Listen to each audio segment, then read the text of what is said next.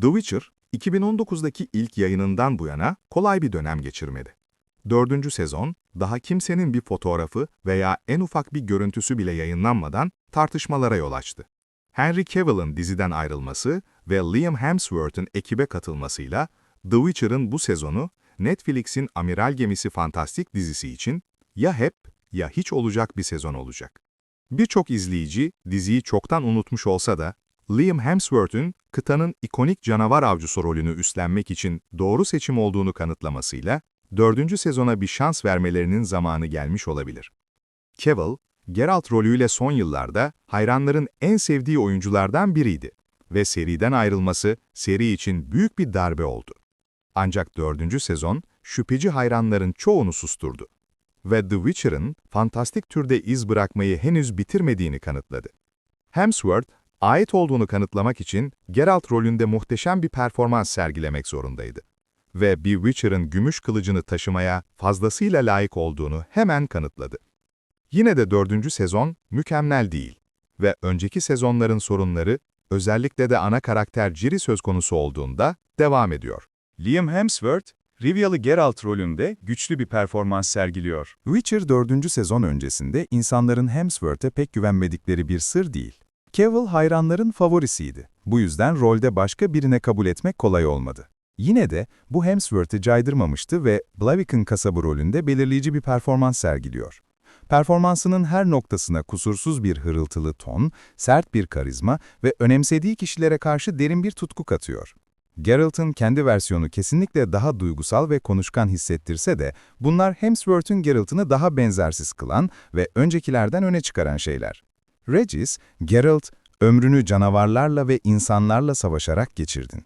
Tüm benliğin, başarısız olduğundan korktuğun birini bulmaya adanmış. Geralt'ı canlandırmanın büyük bir kısmı karakterin fizikselliğidir.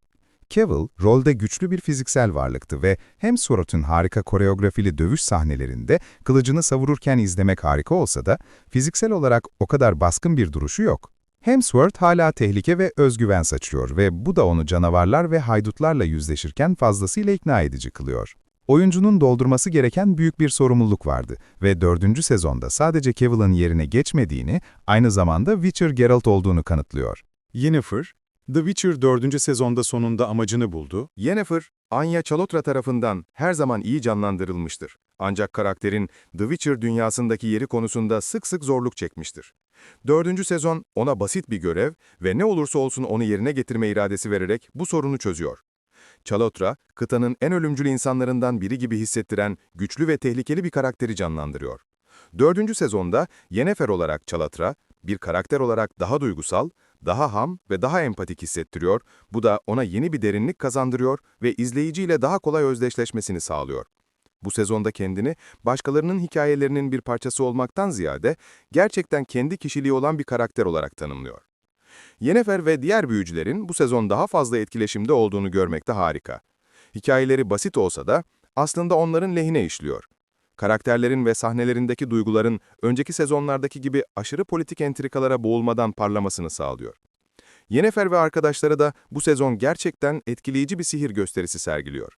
Bazı özel efektler isabetli veya isabetsiz olsa da dizi gelişip büyüdükçe sihirlerini daha fazla kullanmalarını izlemek eğlenceli. Elbette Yennefer ve Geralt'ı daha fazla birlikte görmek güzel olurdu. Ancak birlikte geçirdikleri sahnelerde Cavill'ın rolde olduğu önceki sezonlardaki o kıvılcım ve kimya hala mevcut. Ciri etrafında dönen bir gösteride geride kaldığını hissediyor mu? The Witcher 4. sezonun en büyük sorunu, şüphesiz Ciri ve sıçanlar.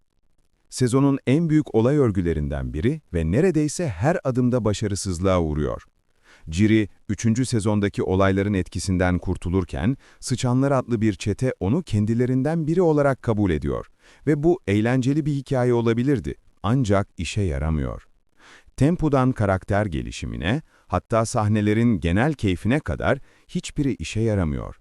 Freya Allan, birkaç öne çıkan sahne yaratmayı başarıyor, ancak yorgun ve basma kalıp genç sokak suçluları tarafından sürekli olarak aşağı çekiliyor. Sıçanlarsa akılda kalıcı olmayı veya herhangi bir şekilde öne çıkmayı başaramıyor. Onları izlemek gerçekten sıkıcı. Ciri, birini kurtarmak en önemli iştir. Adil olmak gerekirse tempo The Witcher boyunca bir sorun oldu. Dizi sadece 5 sezon sürdüğü için dizinin toparlaması gereken birçok gevşek konu var. Geralt ve Yennefer'ın ikisinin de izlenecek heyecan verici hikayeleri var. Ancak ayak sürüyerek olay örgüsünün ilerlemesinden ziyade karakter gelişimini tercih ediyorlar. Ancak sorun Ciri ve The Reds'e bakıldığında gerçekten doruk noktasına ulaşıyor. Olay örgüsü, Ciri için bir büyüme anı, kendi kimliğini bulması için hizmet etmeyi amaçlıyor. Ancak izleyicinin bulduğu şey, çok az veya hiç geri dönüş olmadan zaman kaybeden bir çıkmaz hikaye. Hikayenin en iyi yanı, Charlotte Copley tarafından canlandırılan Leo Bonhardt'ın tanıtımı. Ancak bunun ötesinde izleyicilere verecek hiçbir şey yok. Bu sorun önemli çünkü tüm sezon ve dizi, Ciri ve kaderi etrafında dönüyor. Diğer tüm karakterlerin hikayesi, Ciri ve The Witcher dünyası için önemi etrafında şekilleniyor. Onun hikayesinin sezonun en büyük başarısızlığı olduğunu düşünmek zor ve bu durum, dizinin akışını ve insanların genel hikayeyle ne kadar bağlantılı olduğunu etkiliyor. The Witcher'ın yeni karakterleri gösteriyi çalıyor. Ancak sezonun gerçek öne çıkan kısmı Lawrence Fishburne'ın canlandırdığı Regis ve Charlotte Copley'in canlandırdığı Leo Bonhardt'ın tanıtımı. Fishburne rolüne zengin bir deneyim ve ağırlık katıyor, karizması dalgalar halinde akıp gidiyor. Regis, hayranların onunla tanıştığı andan itibaren zengin bir geçmişe sahip bir karakter gibi hissettiriyor ve bu tamamen Fishburne sayesinde. Hemsworth'un canlandırdığı Geralt ile olan dinamiği de baş döndürücü. Çünkü ikisi de ekranda çok iyi uyum sağlıyor.